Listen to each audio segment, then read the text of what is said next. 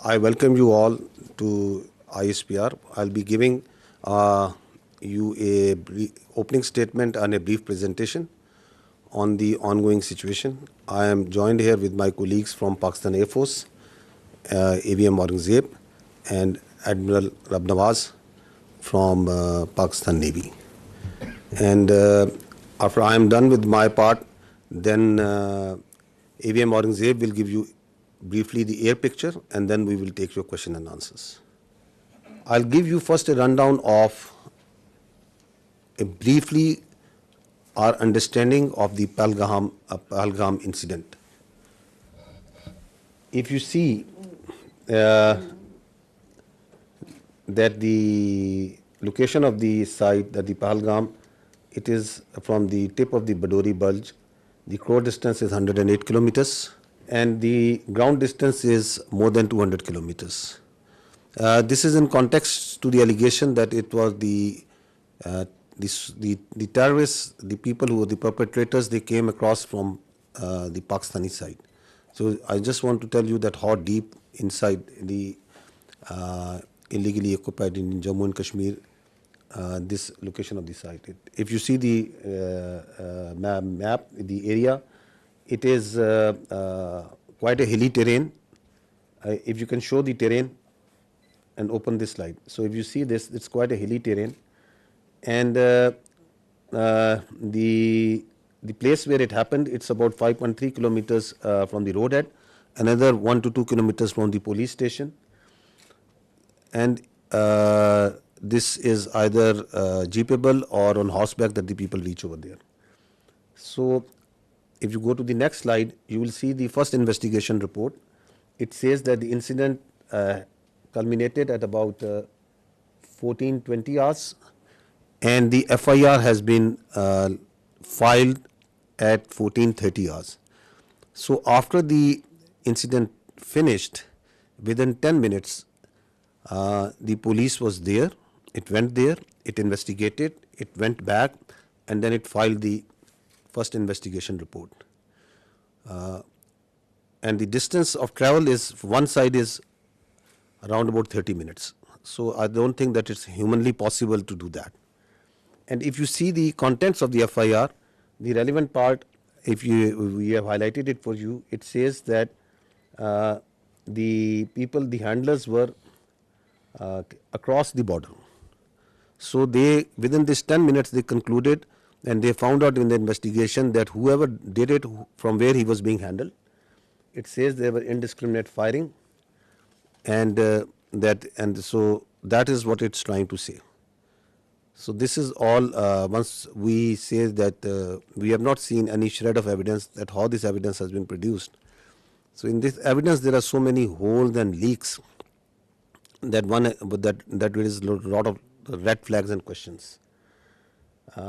That how within 10 minutes they were able to find that. You will see that within at 3 o'clock, around about 3 o'clock, 3:05, the social media handles in India started saying that it was the Pakistan attacked Pahalgam.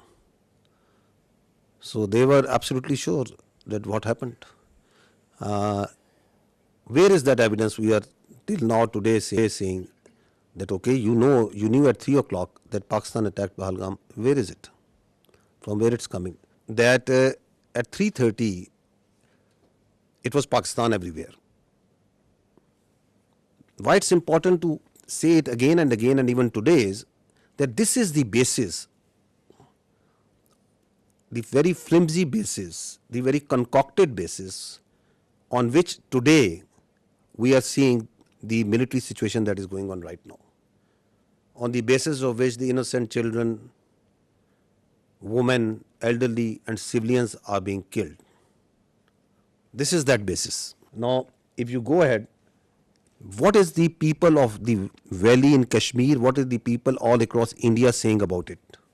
What was they saying and what are they still saying of that incident, of those accusations, on the basis of which we are sitting over here, and from the night of the 6th, 7th May, you are seeing this blatant aggression that has taken place from India.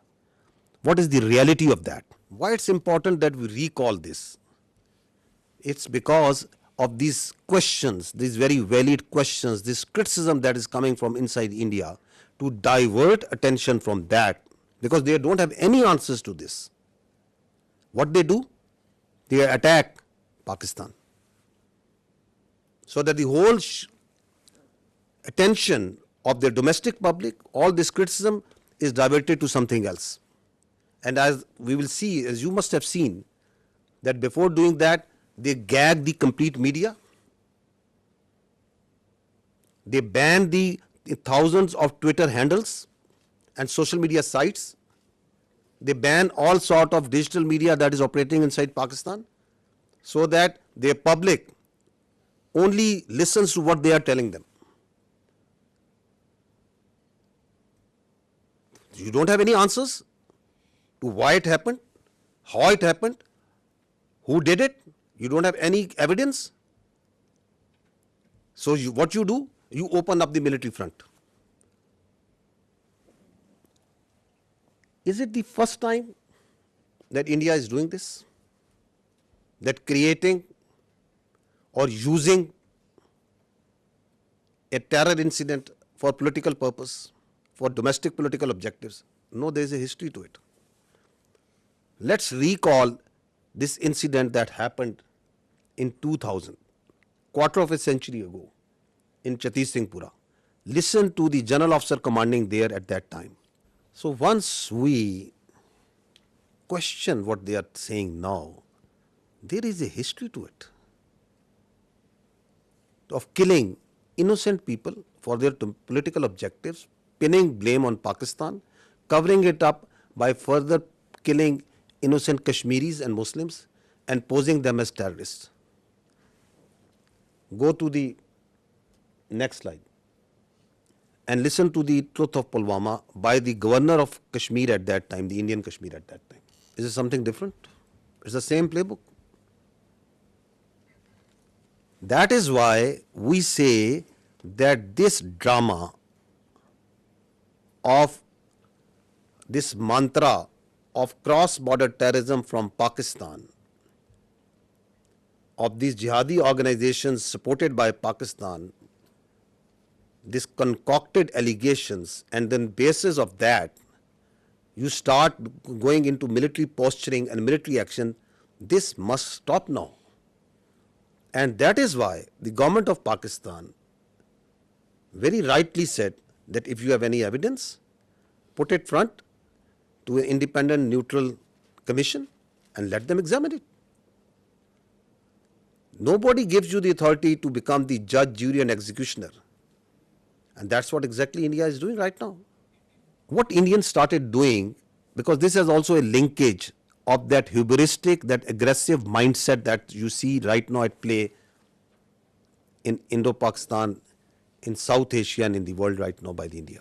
What they started doing it, that they started crushing the people of Kashmir and the Muslims and the minorities over there. This is, just listen to the Kashmiris, what is happening to them.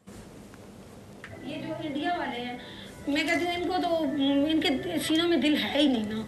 इनके सीनों में अगर दिल होता ना तो ये कुछ ना करते. इतना अरसा उन्होंने कैद में रख के तो आखिर में जब उनका फैसला होना था तो उन्होंने उनको एनकाउंटर कर दिया और इन्होंने हमें उनकी ना डेड बॉडी दी. पाला भी था वो.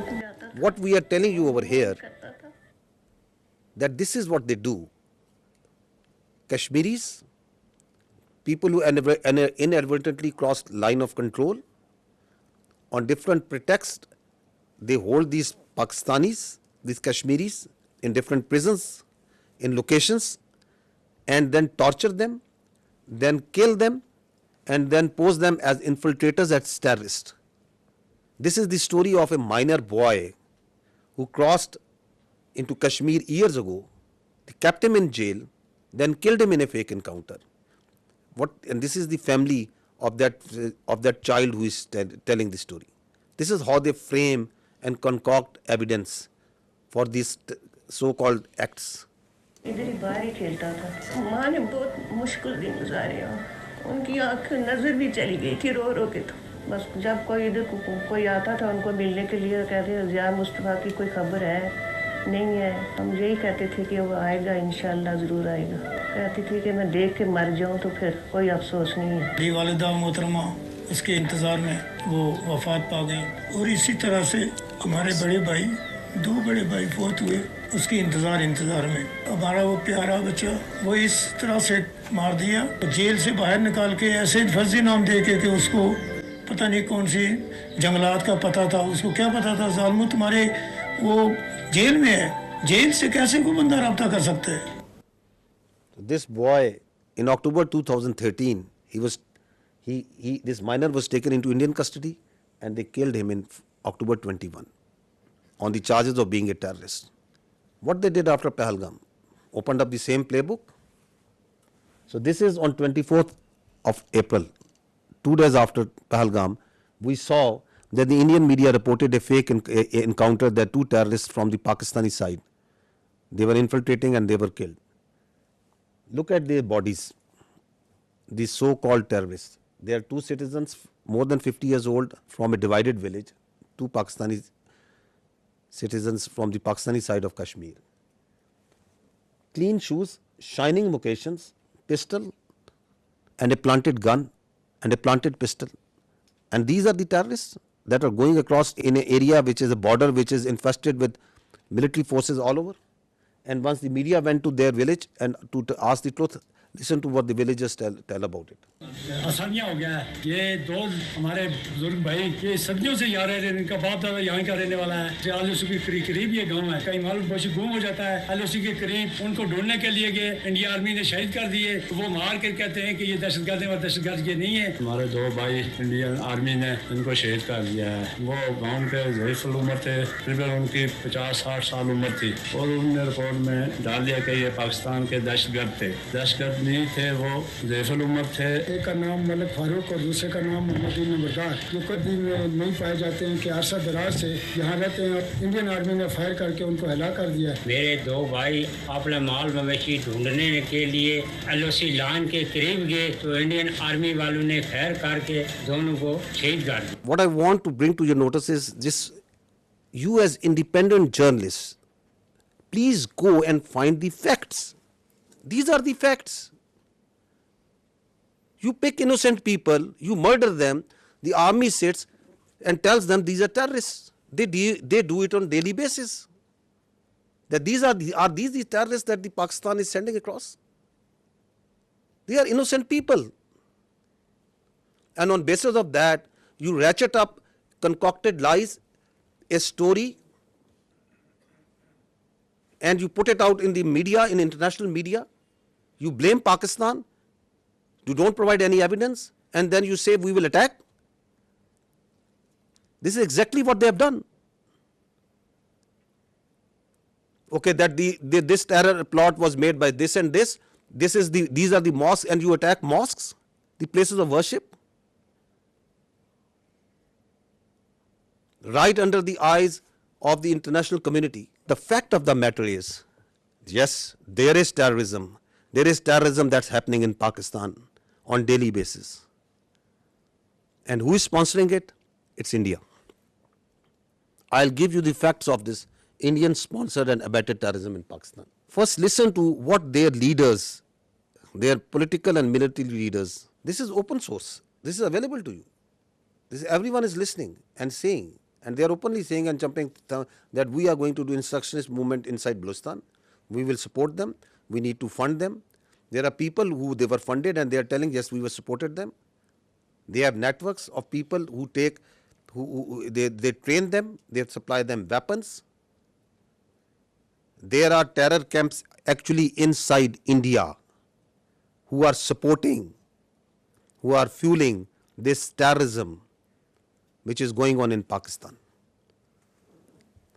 This is Aslam Achu, a known terrorist of the Indian-sponsored terrorist groups in Balochistan.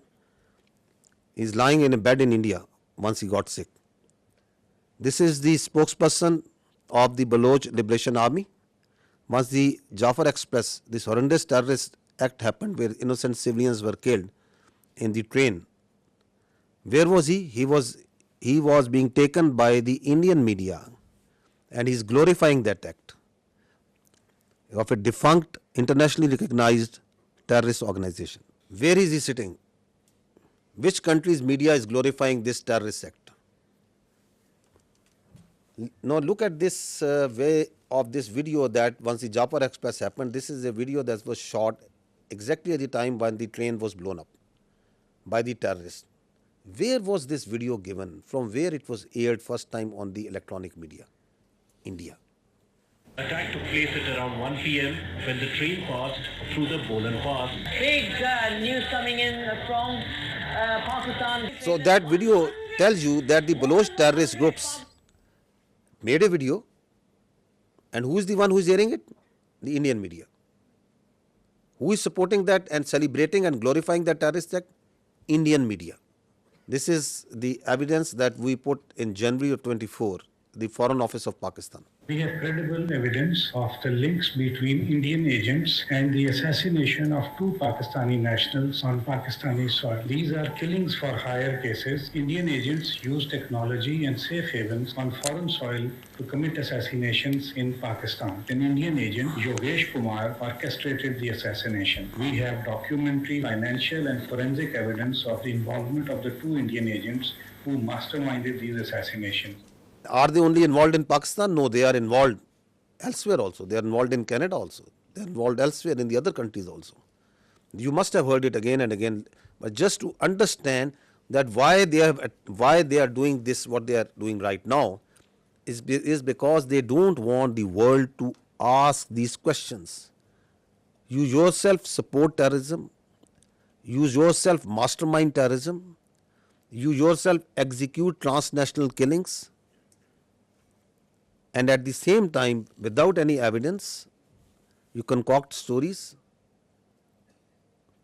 and then on the pretext of those false presumptions, you carry out military aggression against innocent citizens. I think very important point that is said by the Australian leadership over there. Just imagine what they are doing inside in India. Once this Pahalgam incident happened, immediately after that, the National Security Council of Pakistan sat down and issued a declaration.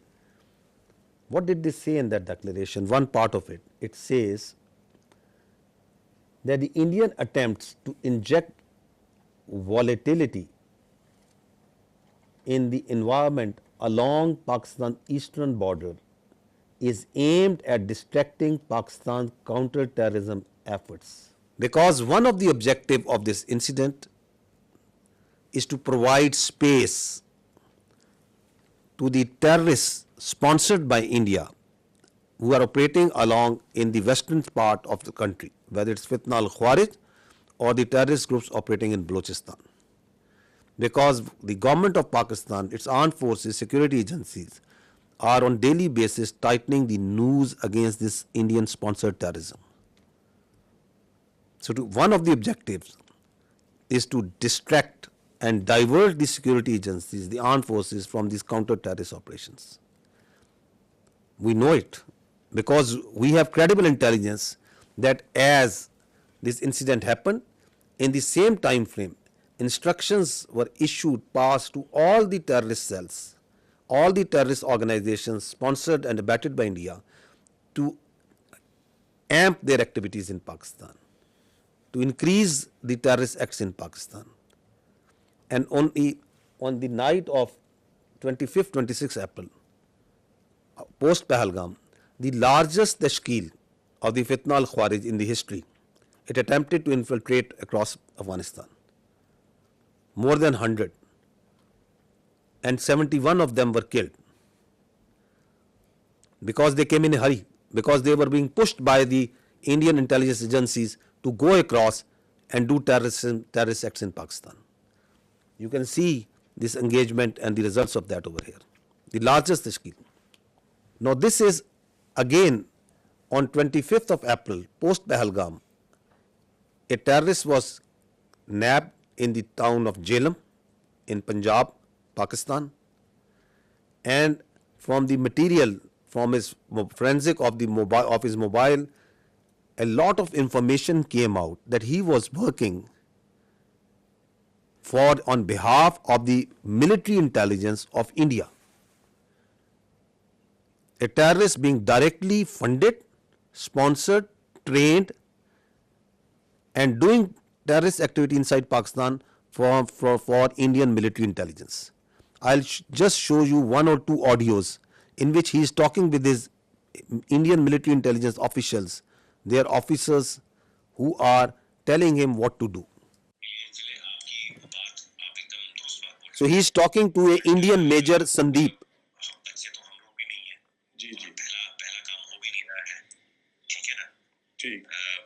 Balochistan से लेके लाहौर तक मेरा जो net है बैठा हुआ है ना, तो मैं अगर पैसा आपको भेज रहा हूँ इसलिए नहीं भेज रहा हूँ कि मेरा बंदा कॉम्प्रोमाइज हो जाए।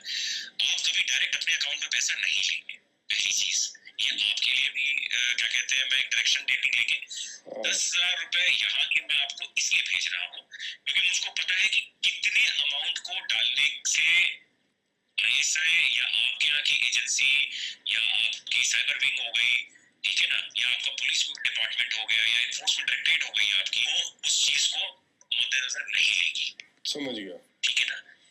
जब आप बड़ा ऑपरेशन करेंगे, और मैं लाखों की बात कर रहा हूँ, जब आपको 3-4 लाख रुपए भेजे जाएंगे यहाँ से, तो आप लड़कों में क्या होता है, एक ऑपरेशन करने के बाद वो पागल हो जाते हैं। आपके मैं आप इस तरफ की बात कर रहा हूँ, उनको लगता है कि सामने वाला बंदा पैसा देने के मूड में नहीं है। जी नहीं, सामने वाला बंदा पैसा देगा बट आपको वो टुकड़े टुकड़े में करके देगा। मेरे लिए बहुत आसान है, मैं भी कमीशन देता हूँ किसी बंदे को देने के लिए, जो वहां पे बैठा हुआ है, जो अपने रिस्क पे लिए आपको भेज रहा है पैसा, उसको भी तो मैं दूंगा ना भाई, मेरा क्लाइंट तो है नहीं वो, या घर वाला तो मेरा है नहीं, वो भी मेरा दोस्त ही है, मेरा ताना तो मैं दूंगा ही दूंगा ना भाई, उसकी भी तो लेबर लग रही है। फिर मेरे को सेफ रखना है तो मेरे लिए आसानी है कि मैं एक बारी में दे दूं, मेरा काम, मेरे पैसे बच जाएंगे।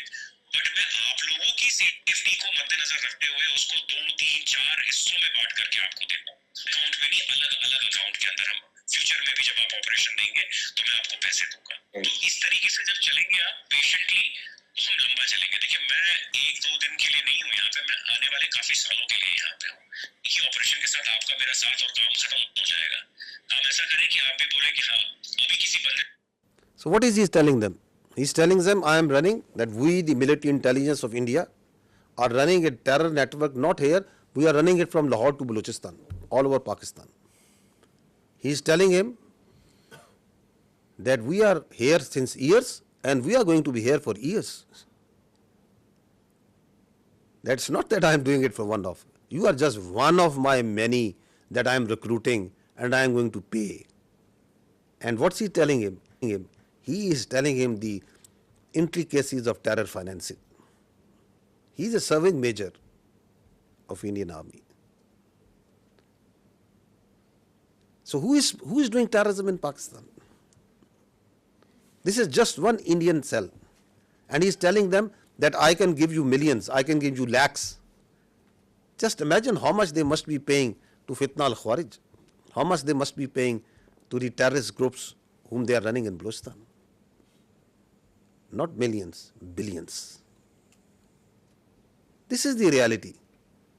We are asking that just give some iota, some fraction of such sort of evidence for what you are telling that this Pahalgam, someone in the Pakistani state was involved in it.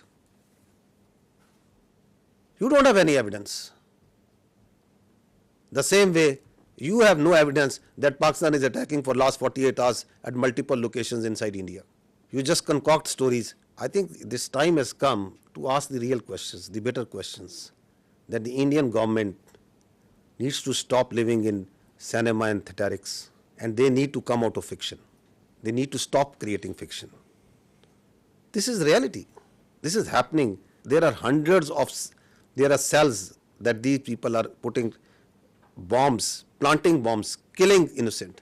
ਕੋਈ ਝੋਲਾ ਜਾਂ ਉਸ ਤਰੀਕੇ ਦਾ ਲੈ ਲਿਓ ਜਿਵੇਂ ਕੋਈ ਕਿਸੇ ਨੂੰ ਡਾਊਟ ਨਾ ਹੋਵੇ ਤੇ ਪਹਿਲਾਂ ਮੈਨੂੰ ਇਹ ਦੱਸੋ ਤੁਹਾਡੀ ਨਜ਼ਰ ਦੇ ਵਿੱਚ ਕਿੱਥੇ ਰੱਖ ਸਕਦੇ ਹੋ ਜਿੱਥੇ 4-5-10 ਲੋਕ ਇਕੱਠੇ ਹੋ ਜਾਣ ਕਿੱਥੇ ਰੱਖ ਸਕਦੇ ਹੋ ਕਿਹੜੀ ਮਾਰਕੀਟ ਬਣ ਸਕਦੀ ਹੈ ਉਹ ਥੋੜਾ ਆਈਡੀਆ ਦੇ ਦਿਓ ਮੈਨੂੰ मार्केट तो कोई भी हो सकती है ना उसे कपड़े वाली है जूती वाली है कोई भी है मोबाइल हाँ जिथे मीनी का खबर चंगी बन जाए चंगी भली उसे ਵੇਲੇ खबर आए कि इथे कुछ हो रहा है मीडिया ਦੇ ਵਿੱਚ ਨਾ बिल्कुल बुरे तरीके ਨਾਲ फैल जाए सही है सही ਤੇ ਆਸਾਨ ਹੈ ਨਾ ਪਹਿਲਾਂ ਨਾਲੋਂ ਤੇ ਆਸਾਨ हाँ ये काम थे आसान है So what is he saying? That plant this bomb in a market, target civilians at a place where it makes news. So they want to kill civilians, innocent people. They want to splash news that Pakistan is not safe. We have dozens of such evidence available with us. These horrific stories of how India is sponsoring terrorism inside Pakistan. And what's the net result is? Since January 2024, there have been 3,700 terrorist incidents in Pakistan. Pakistanis have suffered 3,896 casualties. There are 1,314 people who have lost lives, who are shaheed.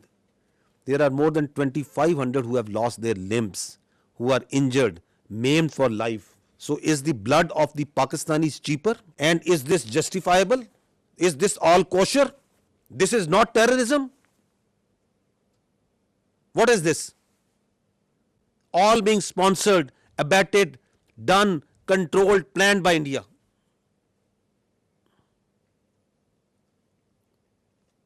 And you don't have any evidence for Pahalgam? You cook up a story, this mantra, you listen just I think yesterday, that yes, there are jihadi organizations because Pakistan has been doing this, because Pakistan has been doing this. That because Pakistan has been doing this, just because that, where is the evidence for that? That Pakistan has history. Which history? Tell us about this incident. We have, for each and every incident, we can tell you how the Indian hands were involved. Your leaders are on public display. They are saying that we are going to do terrorism inside Pakistan. We are going to destabilize Pakistan. And please understand this, that Pakistan is the last bulwark state standing against this terrorism. This creeping ideology, this perverted ideology that is coming from our West. If this country of 240 million plus people, if this terrorism, this perverted ideology takes roots over there, just feel the consequences of that for the world. Who is fighting against it on daily basis? We, the people of Pakistan, the armed forces, the security forces. The figures tell themselves, 190 operations per day. Since January 24, more than 77,000 counter-terrorism operations have been done by the state of Pakistan. We are fighting it on daily basis. And India is sponsoring and supporting these terrorists for its very myopic and short-term interest. If this bulwark state, which is fighting against this terrorism, not on only behalf of the people of Pakistan, but for the people of the world, if it gets distracted, which is one of the objectives of the India, what consequences it will have for the region and the world. Also keep this thing in mind. Now, on the pretext of action against this Pahalgam incident, their perpetrators, rather than giving credible evidence, what they started an oppression campaign against the Muslims and the Kashmiris in particular. This is what is happening right now in Kashmir. More than 50 houses have been bulldozed and blasted. More than 2,500 innocent Kashmiris have been taken into custody, God knows where. This is happening right now.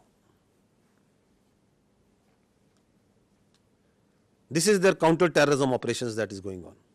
See the bigger picture.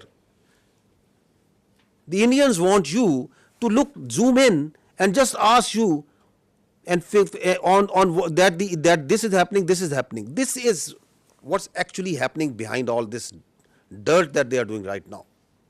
This is continuing on daily basis. This oppression, what's happening on the streets of India to the Muslims and the minorities. Please understand this hatred, this state-sponsored hatred against the minorities, which is working, the mindset, the hubristic mindset which is behind this military aggression. The problem here is, what India is doing, that they are doing two things. They are externalizing their internal problems and they are internalizing their external problems. So, oppression of the minorities, extremism and terrorism is an internal problem of India.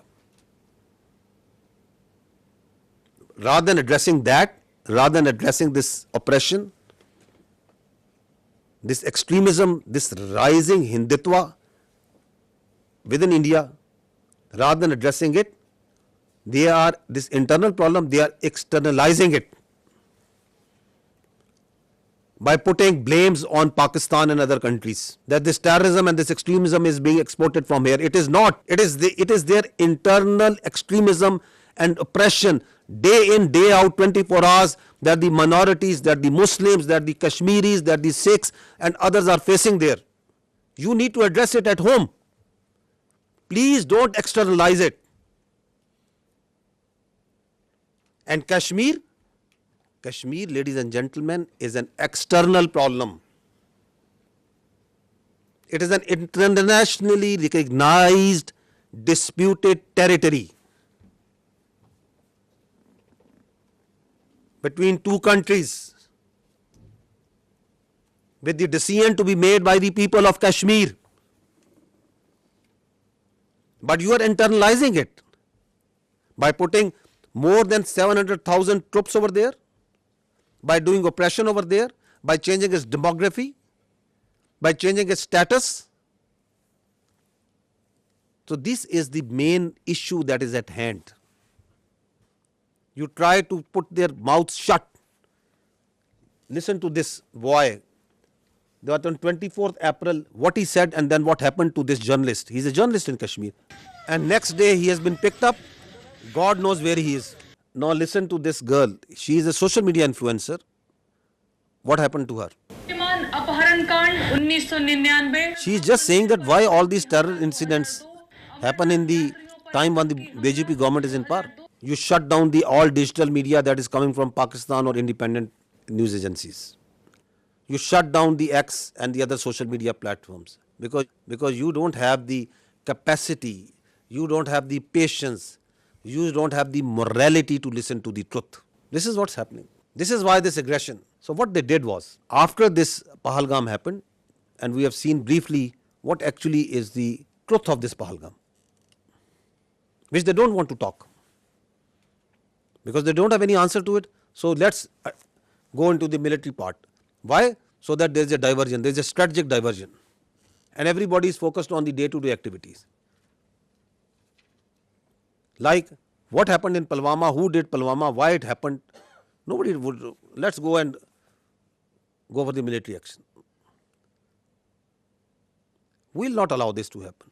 That after every few years, you cook up a story. There is a terror incident. There is an incident that happens. You don't provide any justification. You don't provide any evidence to it. On the basis of that, you start ratcheting up the media, international media. You start building up false pretexts and narratives. And on the basis of that, you start attacking. And that's what they did. On 6th and 7th May, they strikes Pakistan on multiple locations. In these strikes, drone that came inside, the total casualties, there have been 33 shaheed, out of which there are 7 all civilians, 7 female and 5 children. There have been 62 injured, all civilians, out of which again there are 10 females and 2 children. And in military we have 14 injured. So these are the locations where they killed innocent civilians. 2 years old. These are these training camps. These are from where these, God forbid, you kill 2 years old and you celebrate it. Look at their media. It is shameful the way they are celebrating these strikes. I think it's first time that we have seen that you shamelessly are celebrating killing of children. You are thumping your chest. Yes, that we have killed this 2-year-old Urwa Zubair.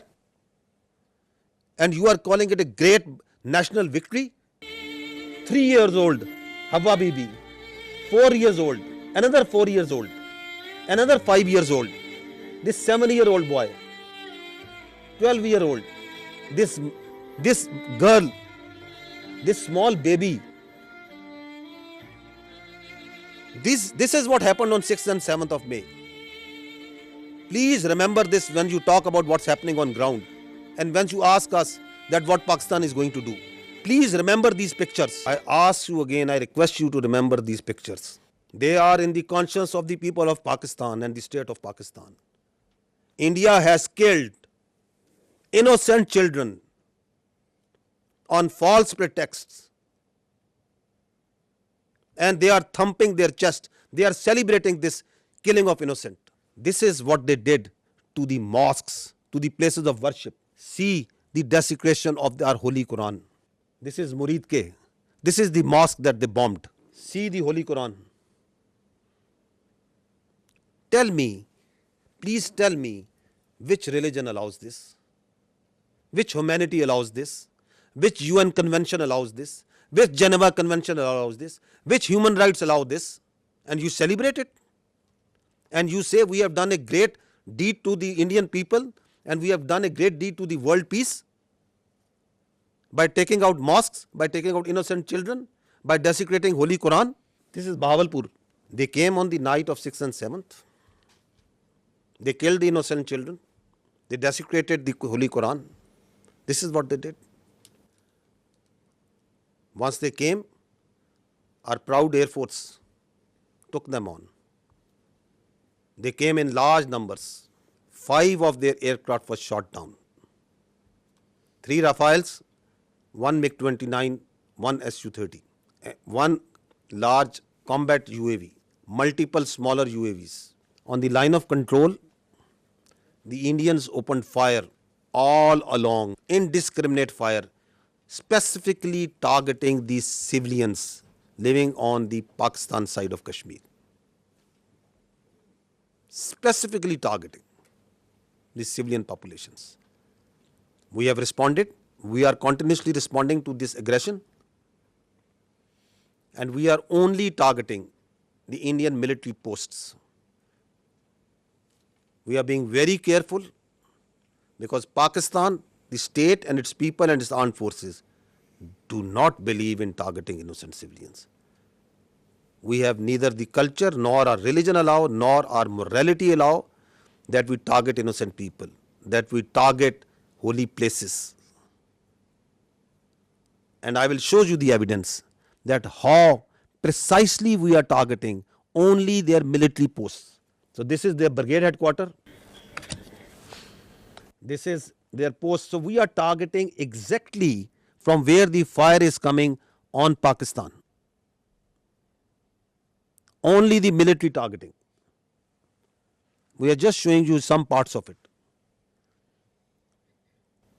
This is Hajipir sector, ring contour post, Bhagsar mortar position. This is Danna top. This is the LP post. In continuation of what I said earlier, that one of the purpose of this Pahalgam and the continued action that is going on is to distract the counter-terrorism operations of Pakistan. Just received a message that Indian-sponsored terrorist entity Fitna al-Khawarij undertook a ID and attack on our forces in South Waziristan district, and we have suffered 9 shahadats. Attack through conventional forces, do terrorism through conventional forces against the innocent children and civilians, make a pull on the conventional on the armed forces of Pakistan to move towards the eastern border, create voids so that their sponsored proxies like Fitna al-Khawarij and the terrorist organization operating in Balochistan, they can increase the tempo of the operations. The design is for there to see. This is also important to understand that once they attacked with their air on 6th and 7th May, so there were 57 flights which are operating inside Pakistan at that time, including international flights from Gulf countries, brotherly Gulf countries, from Qatar, from UAE, from Saudi Arabia, from China, Korean, Thai, and many other countries, also all domestic flights. And you put in danger thousands of civilians' lives once you started attacking them, once you started attacking the Pakistani airspace. And they also, in the process, took on shelling of the Neelam Jhelum hydropower project, the Nusari Dam. This also happened on the night. The question is, what sort of mindset is this? You are putting lives of the innocent civilian passengers in aircraft from different nationalities in danger. You are attacking hydropower projects, water dams, the storage sites. And you don't want that anybody should talk about it, that nobody should question you about it. And then you create the smoke screens of Pakistan attacking multiple places over there. I told yesterday also, I tell again, when we will attack, when we will give them a response, we don't need Indian TV channels to report it. The voice will be heard everywhere. We don't need this controlled, state-controlled media of Modi government to tell where and how we have attacked. The Geneva Conventions and what they say, I'll just read one of them. Works and installations containing dangerous forces, namely dams, dikes and nuclear electrical generating stations, shall not be made the object of attack, even where these objects are military objectives, if such attack may cause the release of dangerous forces and consequent severe losses amongst the civilian population. These are the world norms. These are the protocols, the agreed protocols as per which the humans have decided to live their lives, the way we would like to live in a civilized world. Repeatedly you are saying that violation of one by one and one and one and one. It's happening. And then we saw today, yesterday and then today also, they are sending Israeli made Harpy and Harop drones inside Pakistan. Swarm drone attacks. You must have observed it. They are sending it. We have so far taken out 77 drones, neutralized them through hard kill and soft kill. At multiple locations they have come. Whenever these drones come, they are detected. They believe, like if at that they thought that they are very high tech aircraft and they will be able to go scot-free. They, I think, thought that these very sophisticated low cross-section drones, they can come and create havoc over there. We have taken we have taken and we are taking each one of them out. Not one of them has been able to go back to India, and not one of them will be able to go back. So we watched each one of them. We detect each one of them. So don't think that anything that is coming from the east we are not seeing. We are vigilant and we will not let anyone put a cross on our territorial integrity and sovereignty. Not at all. We will defend our honor, our integrity, our sovereignty at all cost, and we are doing it. So these drones that have been shot, we are collecting the debris from all over Pakistan, and these are our war trophies that we will rub on their faces. On the night of 6th and 7th, we asked them to pick up the debris from their side. This time this service we are doing for them, whatever they are sending. And whatever they will send, we will convert it into debris. Let there be no doubt in it. You can see certain very few parts of this. Drones that they are sending, please keep on going. And the damage that they are causing to innocent civilians, innocent places, civil places. Now this is very, very horrifying that they carried, as part of the swarm drone attack, they targeted the holy place of Sikhs in Nankana Sahib. Totally unacceptable. The Pakistan Armed Forces timely neutralized this threat to Nankana Sahib, and we will continue to defend, as part of our territorial integrity and sovereignty and honor, all places of worship, including those of even Hindus, all places of worship. Because our religion, our national spirit, the teachings of our great Qaid-e-Azam tell us that we have to protect the minorities. We have to protect their religion and their freedom of expression. A very dangerous escalation, another dangerous escalation that happened on the night of 7th and 8th is that from the Adampur, 4 projectiles were fired, which we now believe to be long-range missiles. 3 of them were targeted by the Indians inside the Indian territory in General Area Amritsar. One of them crossed the airspace and entered into Pakistan airspace, and it was taken down. It was neutralized. The debris fell around general area Dinga. I will show you the electronic signature of the projectile that entered Pakistan. I would request AVM Aurangzeb to kindly explain this.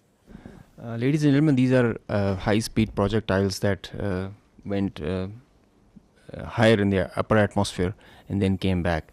So our radar is picking up, PAF has the capability to pick high-speed projectiles. So our radar picked up this well in time. All three, the ones that went up in the north at the radial of 310 in the north and then came back, landed in the Indian territory, and one of them came in at our site, which was neutralized in midair. So keeping the tactical details apart, but this is totally ridiculous kind of concept of operation where you are jeopardizing your own safety of your own people and escalating this thing to such a point which might be point of no return. So this is near Dinga because there is a methodology, there is a way where and how to engage it, and there it was shot down and taken down. This is a part of the debris of that projectile, that long range missile that came. Now this is again interesting, the Indian propaganda that is going on day in day out for last 24-36 hours that we are seeing, that Pakistan has attacked at multiple places in India. Pakistan has attacked, Pakistan aircraft is there, and Pakistan have strike missiles and send drones and do what and I don't know what. We have got so sick and tired, and it is no, we just stopped even following this sort of nonsense and stories and humor that is coming from there. The Indian journalists are themselves also saying, I never deleted tweets, but today I am deleting all tweets that I made without verifying the claims of our Indian media channels. I feel sad, not because of tweeting, but more so because I wrongly believed what I saw. As an Indian, I am fuming. Last night our news channels fed us lies, fake strikes on Karachi, imaginary evasions, recycled videos, no facts, just drama. While citizens slept feeling proud, the world watched us become a joke. This is not patriotism, it's betrayal, shameful. Another journalist, I hope the editors of all TV news media have a hard look at themselves. You were a national embarrassment last night, every single one of you. What a shame. What a mockery of journalism. This is what Pakistan has fired. At least have the sense to burn these brown fields if one of our projectile and one of our missiles has gone and hit a field. Karachi is burning. Karachi has been taken over. Go and call Karachi. Find out where it's burning. Pakistan JF-17 Thunders have been taken out. At least show me the debris of one aircraft. At least show me the electronic signature of one aircraft that Pakistan, of one UAV, one drone that Pakistan has fired there. That's why we say, don't worry. You are so fond of Pakistan firing at you, we will fulfill your demand at the time, place and means of our choosing. And I repeat, we don't need Indian, this stupid, this shameful media to tell us that they themselves are embarrassed that what they are doing. They are trying to make Indian public, they think that the world is full, that their public is full. No, the Indian public is also not full. They are also watching. You are trying to gag. You are trying to shut down the voices. You are trying to push the journalists into the prison vans and dungeons and don't know where. Listen to this. It's a joke. Listen to this joke. Of the Pakistan Prime Minister's residence. One AVAX has also been shot down. Sources that Pakistan Air Force and the sources are their official sources. Their Ministry of Defense is saying, what a shame. To be saying they've lost 2 JF-17 fighter jets. Port of Karachi is in flames. Nothing is left in Pakistan. I hope you people are all right. In Quetta also. Please pause. Please pause. Pause. In the picture you can see supposedly a PL-15 missile that they think is lying on the floor or somewhere. This one, I think you are referring to this one. Yeah, this one. Yeah. Which they are claiming again and again it's a PL-15. Children at science fairs make better models of such missiles. This is neither close to a PL-15, nor does it look like a PL-15. The missile does not land like this and gets broken in the mid section. The missile self-destructs in the air after it has a burnout time. I mean, this is laughable to, I mean, you can die laughing. It's very dangerous thing that they're doing. I mean, it's fatal to human beings. This is absurd, totally absurd. Missiles don't land like this and get broken in the midsection, nor they are of white color if they are not dummy. So, and as far as the seekers are concerned, well, we say that we fired at them, so they're supposed to have seekers. We did fire. They're supposed to bring debris to prove the claim. They did this last time also in 2019. They showed a piece of an AMRAAM that they shot an F-16. The piece of an AMRAAM doesn't prove that they shot an F-16. It proves that we fired at them.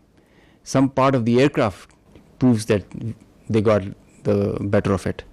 So we have to admit that they are making us, at least the humor part is with them. Yes, of course.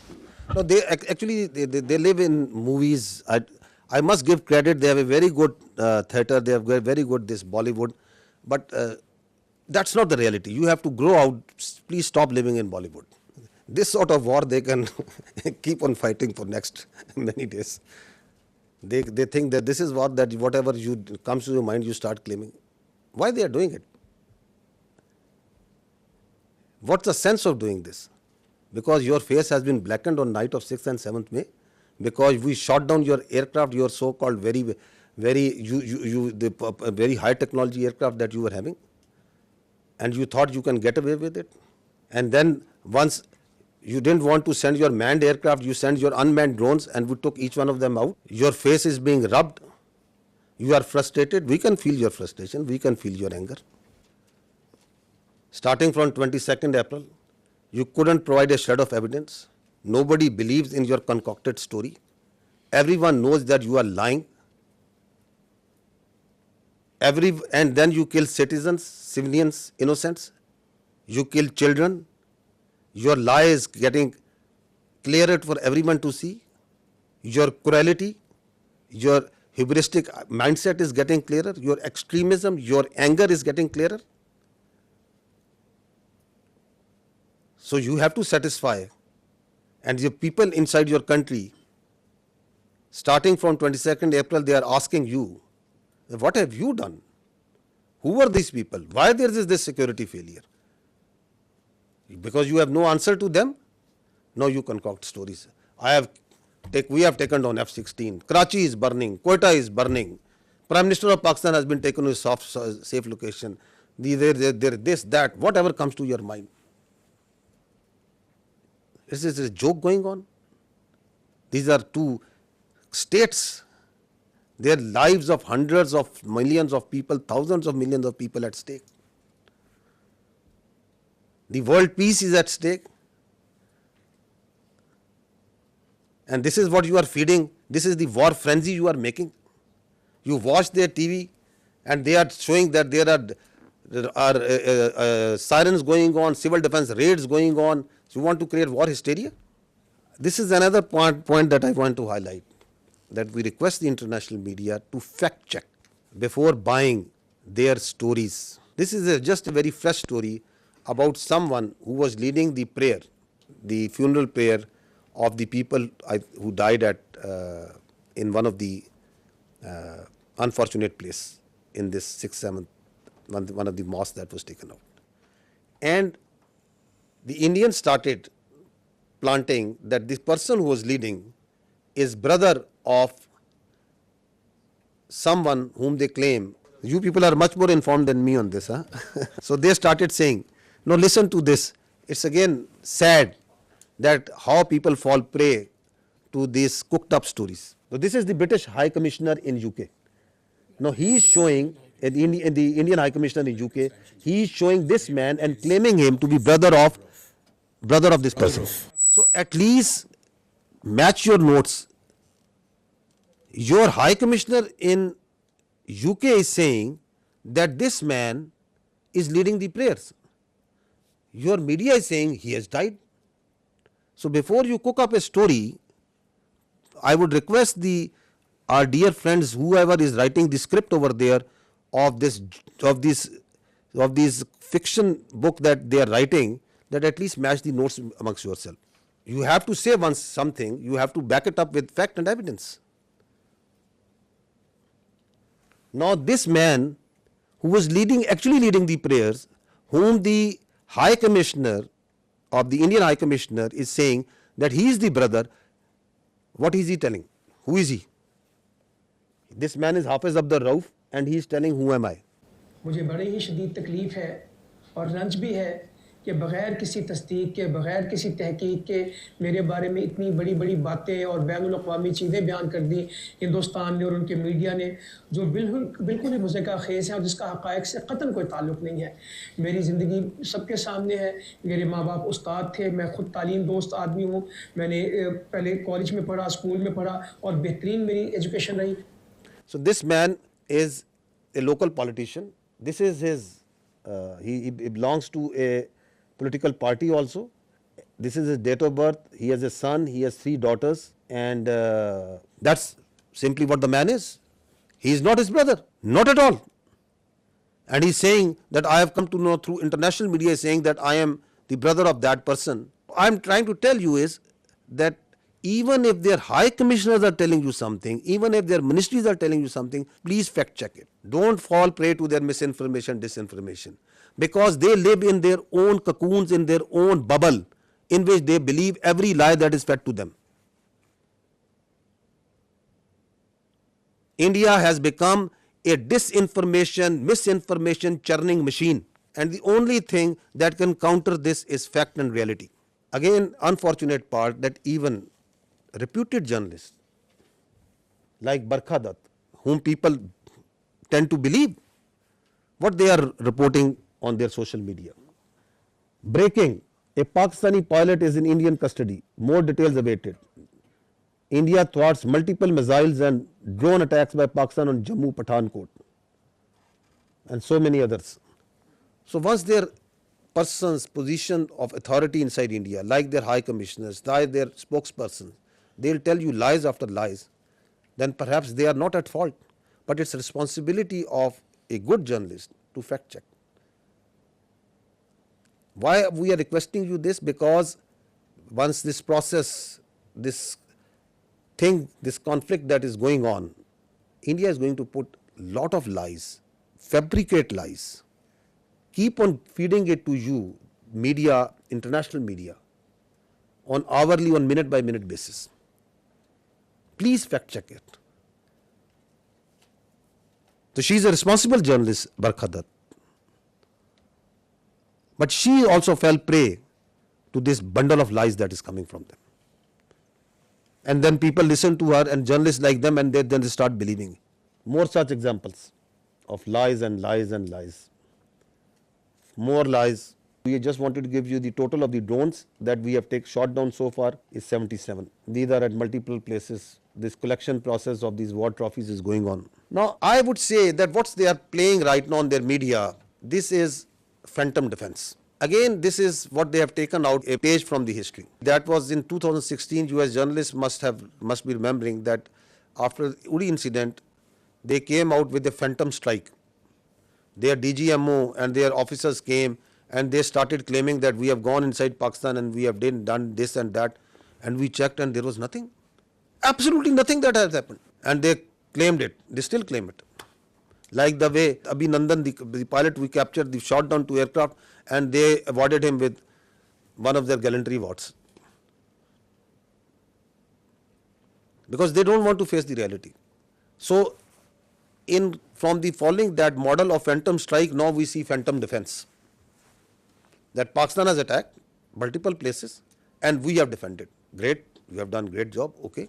Show us the electronic signature. We can show you for each and every projectile that is coming, every drone that is coming inside. We can show you the debris. They send drones, we show you debris. I can lay down and fill this room, half of this room will be filled by the debris of the Indian drones.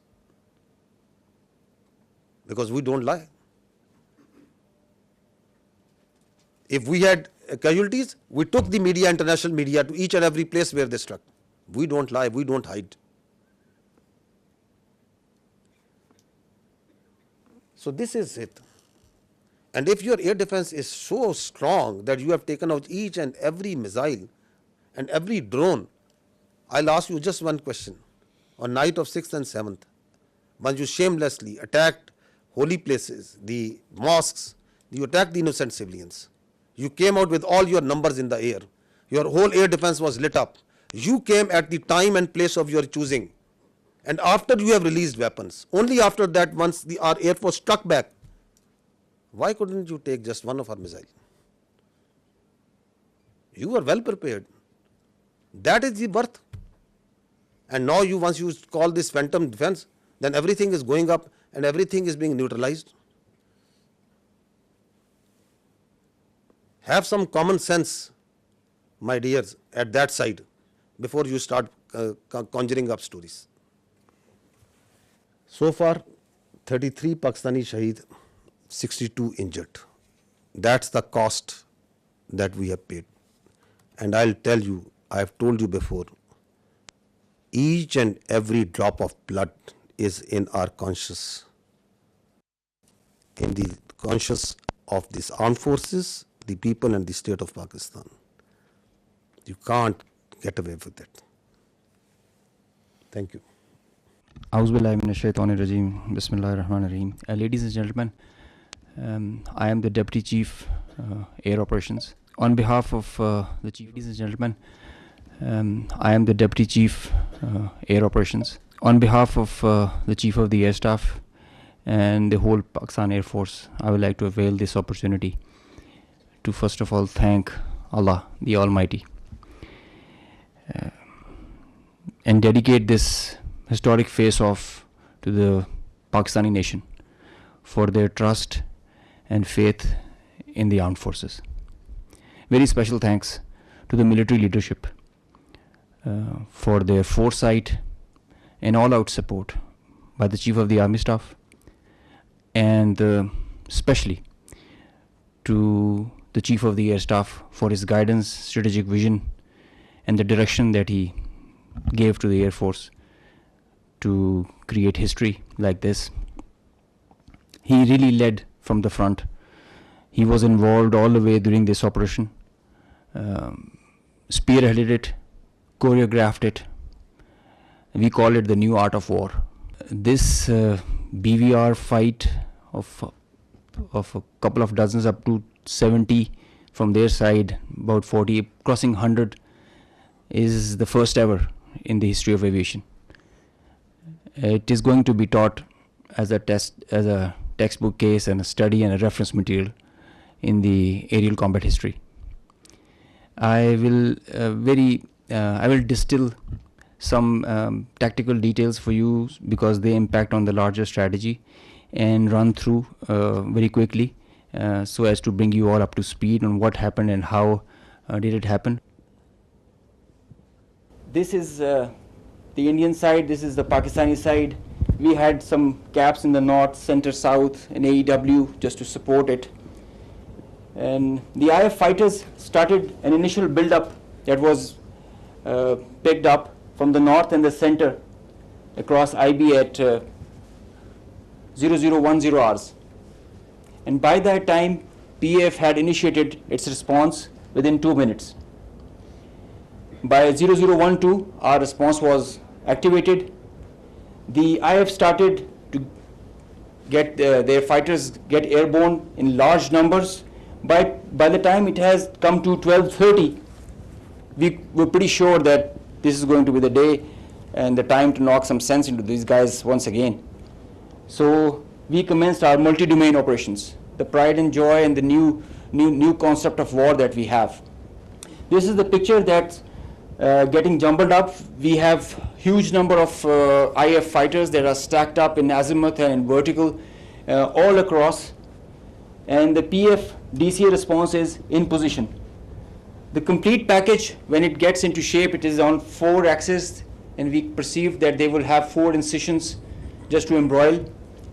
Up to 60 aircraft, including 14 Rafales, were electronically ID'd by all through our electromagnetic operational environment. We call it the EMO.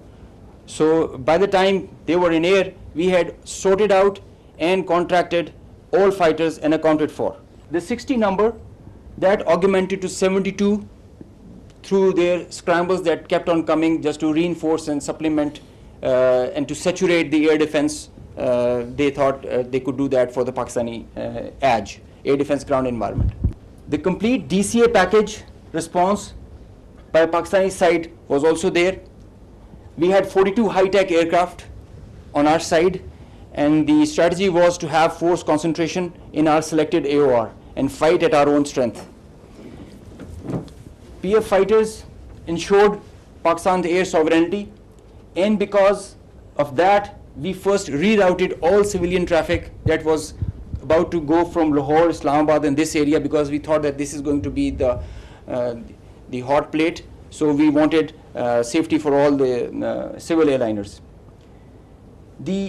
When they had seen this kind of a strong defense on our side, they resorted to launching their air-to-ground weapons while being CIS frontier.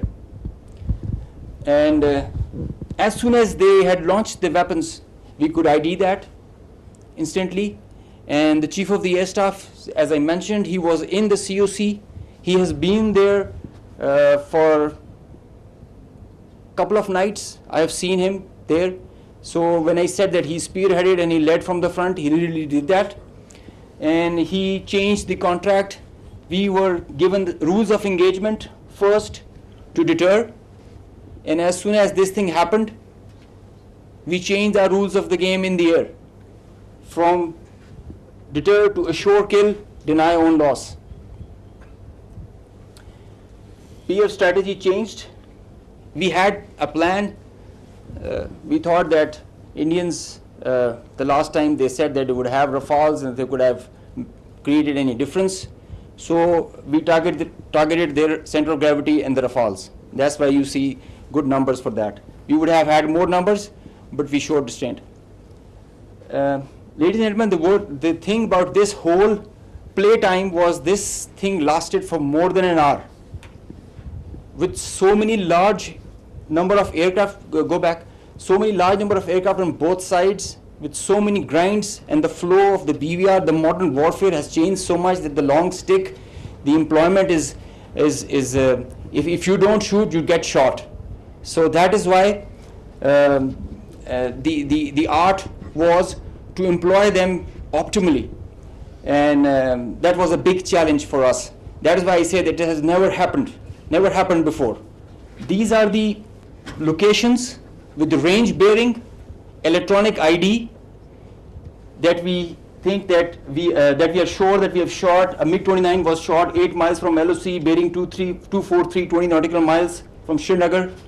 A Su-30 was shot 192 19 miles, 25 miles from LOC. We have the exact details because you cannot, in the modern battlefield, you cannot conjure up things out of imagination. You have an electronic ID. The aircraft gets picked up by his data link.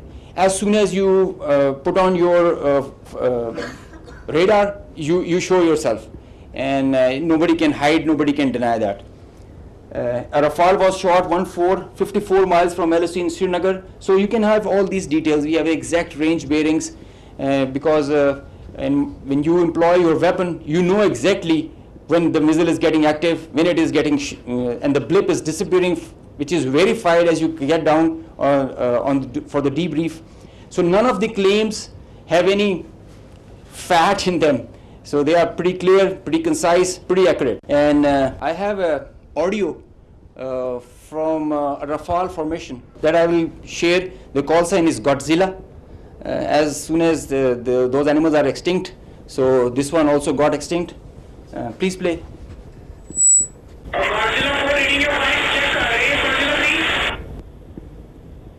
So he's asking whereabouts of his formation member.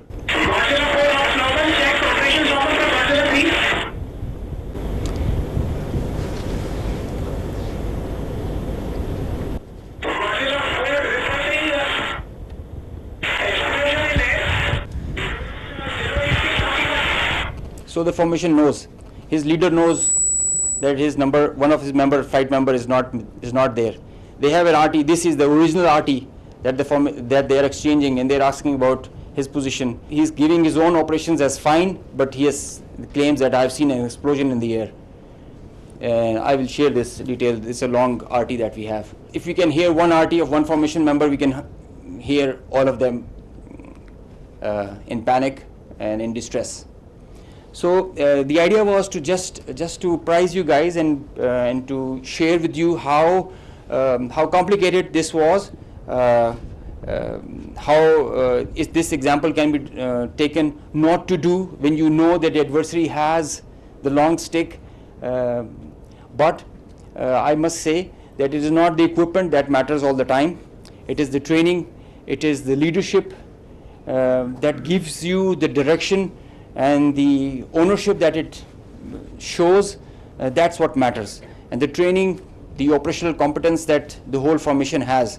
And I hope they are slow learners, but I think they can get the drift of not doing it again. Thank you. So this is the live coverage that their media itself is, because it's very strange that the Indians are saying that we have not lost any aircraft. So if you have seen the evidence, I'll just show you, add up what their own media and open source is telling. So at that time they are saying that we know that in Jammu and Kashmir, and the kills were 5. So this all were not in Jammu and Kashmir. So this is a picture of one of the location where the aircraft went down. On the right side, you are seeing that of the 12th April, and this is the next day after the engagement. So you can see the crash site clearly. So it was at a school. So this is again one person reporting from one of the sites.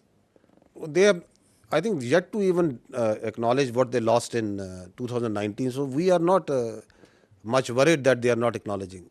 But the international media, the media must know the truth. Now this is one of the crash site, or one debris of one crash site. You can see that very clearly. These are aircraft. This is yet another debris of another place. Next.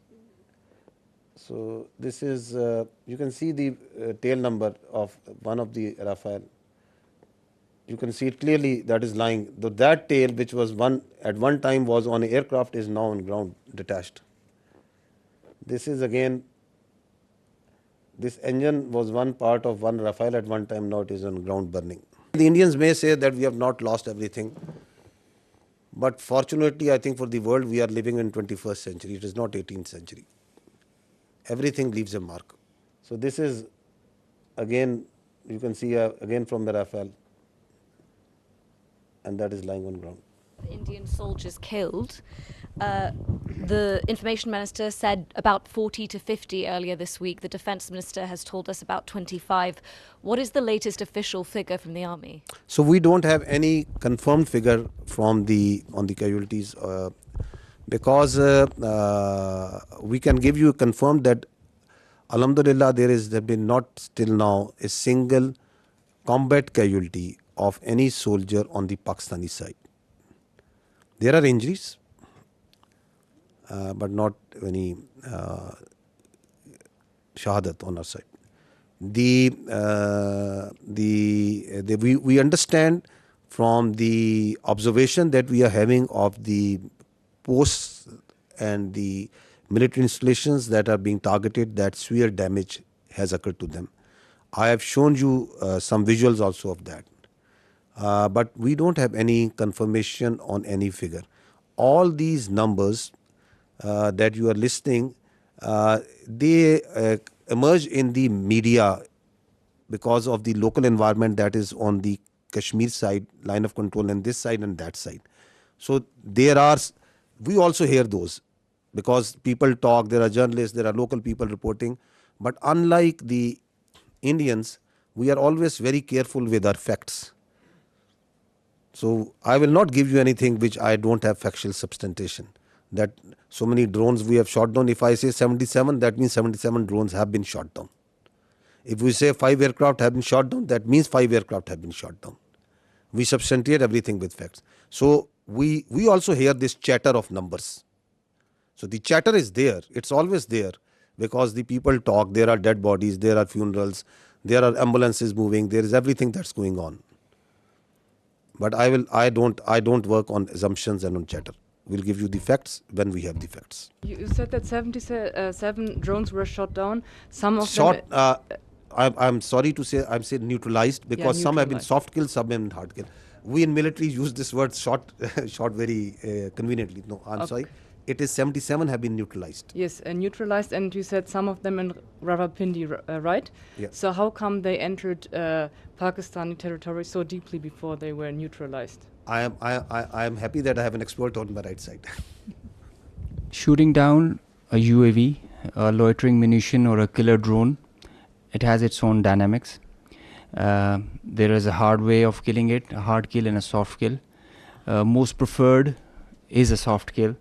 Most preferred because the number, it thrives on its number, and so the most preferred is the soft kill. So then there are opportunities where you get that vulnerability on that bird or the UAV or the loiter munition when you engage it. As soon as the bird is about to hit or is not getting neutralized or handled by a soft kill, you go for a hard kill. So sometimes it travels inside because you know that it is going to a destination or predetermined thing. It can loiter for 8 hours, 6 hours. So that is why that kind of a dosage is given and administered accordingly. So sometimes the birds are shot right there and then because of a soft kill, and if it doesn't work, a hard kill is done. Juliette Mansour from AFP News Agency. I wanted to know if there have been any direct talk between India and Pakistan yet, and if it's not direct, indirect talk, and if yes, through which country? So I can confirm you that I heard some news about direct communication between the Indian NSA and Pakistan NSA. No such communication has been made.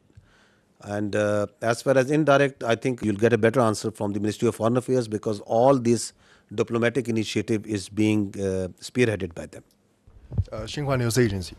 According to WAFDA yesterday, that the Netlam Jelam hydropower project has been shut down due to the missile attack, as you are also shown some footage. Can you verify the news that it has been shut down, and what is the status right now? So regarding of that, we know that in Pakistan there are still a lot of civil facilities such as the hydropower dam and power plants. Are there any strengthened measures such like anti-missile system taken to prevent such a attack happen again? This is my first question. Coming to the second part, I'll not go into the specific details, obviously because of operational reasons, that what air defense measures or anti-aircraft measures have been taken around them. But we have a very robust layered tiered air defense system in Pakistan, and so I'll leave it to that. I'll not go into the details that which thing and how it is protected. Of course, the damage that you have seen, and publicly we have released that damage. The concerned authorities have to take the corrective measures, and for which, whatever, if they have to shut it down, it is their prerogative, and the Water and Power Development Authority and their concerned partners who will take those. We know that in the transcript yesterday released from the Foreign Ministry about Deputy Prime Minister and Foreign Minister's briefing to Islamabad-based ambassador, they said that it was mentioned that South Asia is home of 1/5 of the world population, and it could ill afford irresponsible actions like the others carried out by India last night. We think the countries, the friendly countries in the neighborhood can do to help in this situation. To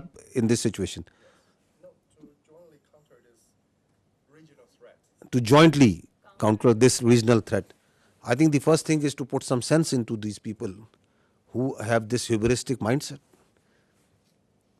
The first and foremost thing is to tell them that don't externalize your internal problems and don't internalize your external problems. Have some sense and don't try to act like a regional hegemon. You are not. And respect the sovereignty and territorial integrity of the other states. Live like a responsible state. Stop spreading lies. Stop putting fake news out. And live like like neighbors you need to live. So I think the first thing is to put some sense. And if you do, if that sense can't be put, then sense have to be put in some other way. Because this cannot go on. This cannot be allowed. That you think that you have a false sense of self-entitlement. God knows from where it comes. So this has to be told in the language that they can understand. Hopefully that language is the easier one and it doesn't get that harsh. Yesterday, Indian Defense Minister said that quotation operation is not over after the drone attacks. What is your intelligence? I mean, are you expecting such kind of attacks as like a 6 and 7 May in near future? And what is the Indian army positions about the line of controls? Are they putting the more defense or more forces over there to, let's say, to prepare a war or something? What is your intelligence about this? We are prepared for any eventuality, whatever they may do. It's their choice. I told you before, whatever they may do, we are prepared for any eventuality. They want to continue it, fine. But what they have started, I'll tell you, we'll finish it. Sikandar Karmani from Channel 4 News in the UK. You talked extensively about the Pahalgam attack. I know Pakistan has called for an independent inquiry. Whilst that has not started, I wonder if the intelligence services in Pakistan have, of their own accord, begun any kind of investigation into whether indeed there were any links between, for example, Lashkar-e-Taiba and the incident in Pahalgam. Secondly, on the bigger picture, it seems from what you've been saying that Pakistan is planning a sizable response to India's actions rather than heading towards de-escalation. Can I confirm that assessment is fair? So first thing is that Pakistan has got nothing to do with Pahalgam incident. The state of Pakistan has got nothing to do with the Pahalgam incident. Has any investigation been carried out to ascertain that? So once I say, I think I say based on facts and evidence. With such a surety, I am telling you that the state of Pakistan, naturally, I'll not say on the top of my head. It's because I know for a fact, based on the evidence, based on what we understand, based on what we have seen, that Pakistan has got nothing to do with Pahalgam incident. And that's why we say that if you think you have, then bring it forward and put it to some independent neutral commission. Because what we see, the way we have seen everything, we have got nothing to do with it. How have we come to that conclusion? Have we talked with this A, B, C, D, E, F? That's not something that needs to be shared right now. If we have that evidence, we will share it to that independent neutral commission, that how we have come to this conclusion. I know for a fact that Pakistan as a state abhors terrorism. We don't support any terrorist entity. We condemn terrorists and terrorism in all forms and manifestation and all over the world, everywhere. We are a victim of terrorism. We know that terrorists have no religion. They have no state. They are those inhuman people who think that they can impose their own view, their extremist, perverted ideology on others by force. So we have no mercy, no connection, anything in common, the state of Pakistan, with terrorism. We are, in fact, as I said earlier, the last bulwark state. As a state, we are standing against terrorism. Just feel for yourself a country in which in a year thousands of people die at the hands of terrorism. Hundreds of billions of dollars are inflicted. We stay away as much as we can away from these extremist elements. We despise them. Those who think that they can impose their perverted ideology through bullet. Absolutely not. The state of Pakistan has got nothing to do with Pahalgam incident. Absolutely nothing. So what was the other question? The second part of the question was just saying that it seems from your tone and your words that Pakistan is planning a sizable response to India's aggression, rather than heading towards de-escalation. Is that assessment correct? Who is escalating over here, my friend? Who has been escalating? Who is doing provocation after provocation and provocation? Who is it? They want to set a new norm that it's their convenience. Whenever they will feel, they will go cross border, they will go cross international. They are going to hit anywhere where they like. They are going to send drones inside Pakistan and they are going to harass the innocent citizens and the people of Pakistan. They can do terrorism here. You heard just now that I am here for years and we will be here for years and we are having this network from Lahore to Balochistan. What do you think of Pakistan? That we will allow all this to happen? Once we say we have all the rights to do whatever to protect the honor, integrity and sovereignty of people of Pakistan. Whatever we have been doing so far is just protecting ourselves. And we have been doing it with lot of grace and alhamdulillah with lot of success. And we are rubbing their nose on every day, every hour, from wherever they are coming. Whether they are doing this shelling and this firing on line of control, they are getting a befitting response. Once they came in here, they got a befitting response. They sent in their drone, they are getting a befitting response. So at a time, place and method of our choosing, we will do whatever we will do. We are not beholden to anyone else but the people of Pakistan. Kamran Yusuf from TRT World. First, a little clarity. A couple of days back, Pakistan's Deputy Prime Minister told me in an interview and confirmed that there was a contact between Pakistani and the Indian National Security Advisor. And you were saying that there was no contact. Please clarify that. The Deputy Prime Minister said there was a contact if there is a contact between 1, 2, 3, 4 parties. So I am telling you there was no direct contact between the Pakistani NSA and the Indian NSA. If one party is talking to someone and is talking to someone, that happens in diplomacy, that is a practice. That is something novel. But I can confirm you there was no direct contact.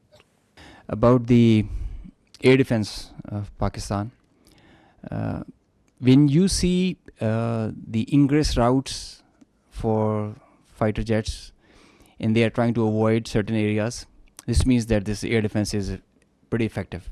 They are following certain profiles of weapon delivery which are there meant to evade surface to air missiles. This means that they are effective. Both the countries have very effective air defense systems, the S-400 from their side and equally capable, if not more, from our side in the north and in the south. There are certain ways the high MADs and the low MADs are employed, certain ways where fighters are employed, and that's the way the air combat and the modern air combat is progressing. So Pakistan has a very effective air defense system. We did have one kill because of that. I can assure you. Alaikum. First of all, thank you for this. I'm Hamza Jalani with the Financial Times. And I just wanted to ask, you mentioned that you got one kill with air defenses. If you could explain for the 4 other kills, which aircraft was used, whether it was J-10C or JF-17, and if there was an air-to-air missile used, if it was the PL-15, and whether that was the PL-15 export version or the original version. If you could tell me in very non-technical terms about air defense system, what are the capabilities that Pakistan have when it comes to neutralizing surface to surface and air to surface missile systems? Air to surface? Yeah. Okay. This means academic discourse, a pretty intense kind when you are asking such technical details, and we'll bore the rest of the people with them. But I must, on a broad guideline, that the Pakistan Air Force air defense system is pretty capable of handling high-speed, long-range vectors, even hypersonic weapons. So this should be pretty comforting to everybody inside Pakistan. B, delving into details that which platform applied which weapon. You see, in modern warfare, all the players have their own contracts as per the game plan, and they create opportunities. Sometimes you have cross pockets which are of providence. So let's not go into details with which aircraft at which angle and aspect, and it D-max was it at what delta. But we did have a high MAD kill. We had participation from GF-17, the F-16s, the J-10s, and PL-15E or X or Y. It's the short log that we had. Ji, Assalamu alaikum. Abid Hussain from Al Jazeera. My question to DG ISPR Saab. Sir, my question is that obviously you have denied very robustly that we did not send any drones or any missiles to India. So would you very categorically say what happened yesterday in terms of the videos that they have shown in Jammu particularly, was that a false flag operation from the Indian side? And subsequently, maybe, perhaps tomorrow, whenever they come up with some sort of debris, which you have asked in this thing, if that does happen, how would you perhaps, is it going to become a he said, she said thing or something else? So these two things.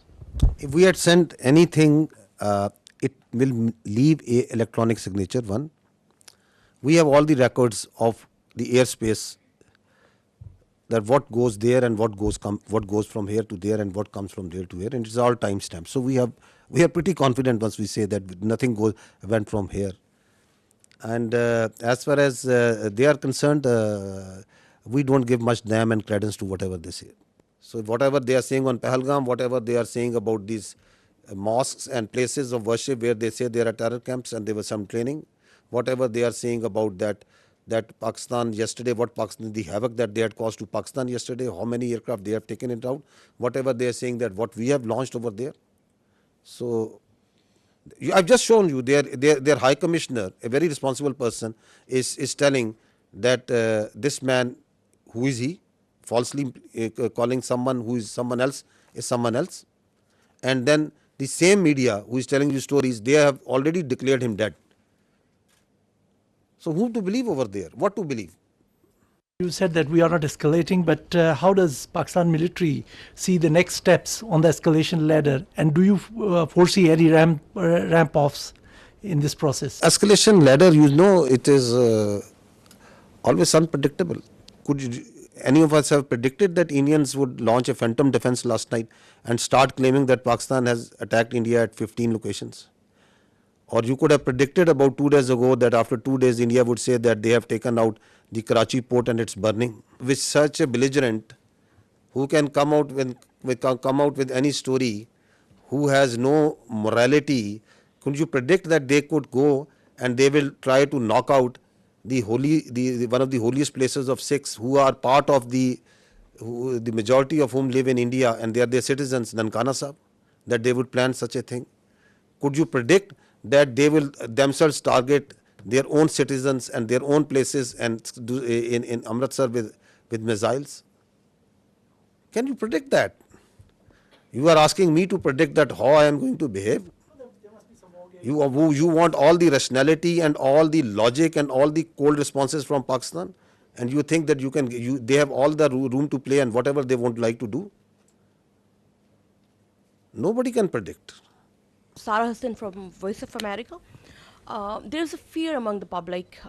Schools are closed, airports are partially operational, and as you also said that we will respond at our time. So do we think that we are still in the state of war? What do you think? What is this? Till the time the territorial integrity, sovereignty and honor of Pakistan requires that. If Pakistan's airspace, Pakistan's land, Pakistan's ADIZ and territorial waters, there's no compromise. There's no compromise. Pakistan's people, when they are threatened, their loss of life, loss of material, it cannot go unnoticed, cannot go like that. We owe it to our nation.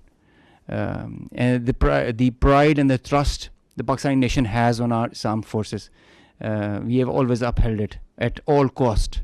At all cost. We did try to tell them with our tactical brilliance in Pulwama. Now we showed them our operational prowess and strategic guile and guide, and I think they should take heed. This is the best we can